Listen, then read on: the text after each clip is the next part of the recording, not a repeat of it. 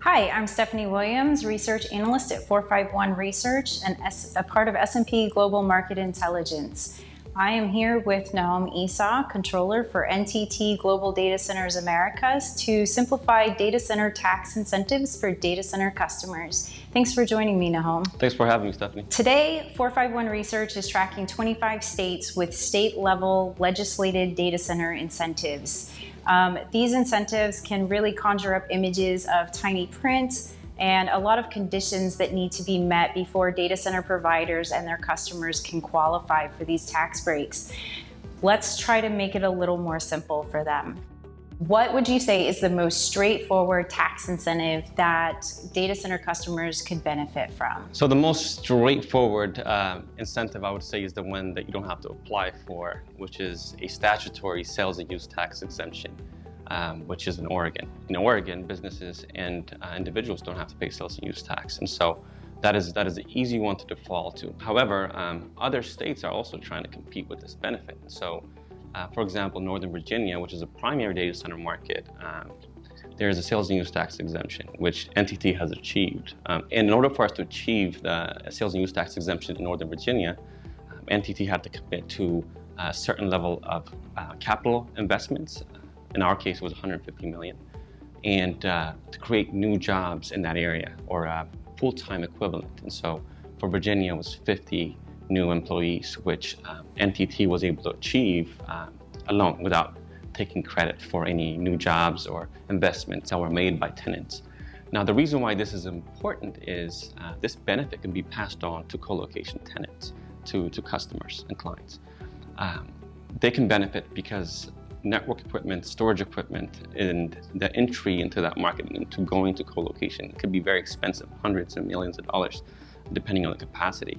And so upfront, not having to pay that 6%, 8%, or even 9% in California, that tax, the sales and use tax, that's a significant savings that tenants can have from sales and use tax. Now, we talked about Northern Virginia, but NTT was able to secure that same benefit in other areas, such as Mesa, Arizona, or Chicago. And in those areas, similarly speaking, we had to achieve a certain level of investments and also create new jobs to stimulate the economy.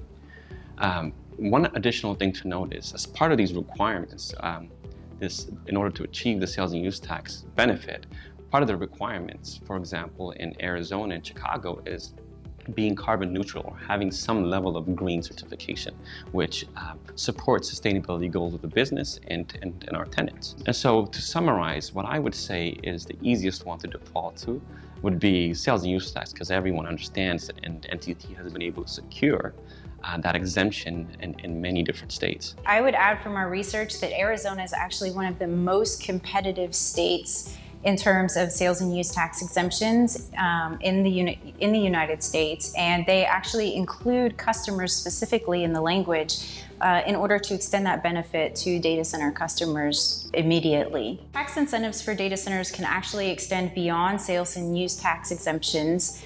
What would you say is probably a type of incentive that data center customers might not know about? That's a good question, Stephanie. I would have to say property tax.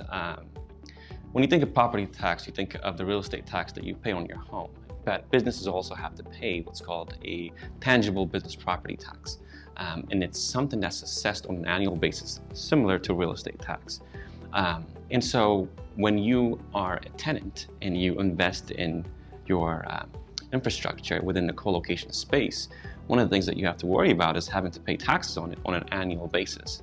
Now, it is depreciated every year, but it never gets depreciated to zero. So you will always be paying some level of personal property taxes, unless you refresh your equipment, in which case you start from scratch and you pay a higher amount. So one of the things that we had to do, NTT, is we negotiated with Oregon and Hillsborough in order for us to achieve a personal property tax exemption. Now, some states like Illinois and a few other states, they don't charge or they don't assess personal property tax, but most states do.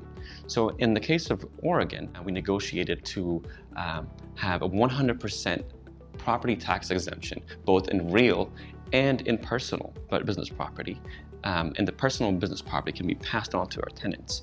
And that's about 1.6% in taxes that you would have to pay every year. And so, you can depend on the depreciating factor of your assets to not pay as much, but it is something that's unavoidable. And so we are proud of the incentive we were able to achieve in Oregon, and I would say personal property taxes will not a lot of businesses think about. I would also add that while sales and use tax exemptions are a big part of decision making, a lot of times those property taxes and the real property taxes that you talked about a little bit are negotiated at the county and the city level versus at the state level. So just because a customer might not know about, or may know that there aren't any state level incentives, doesn't mean that a provider hasn't secured something. Additionally, incentives are fluid and evolving.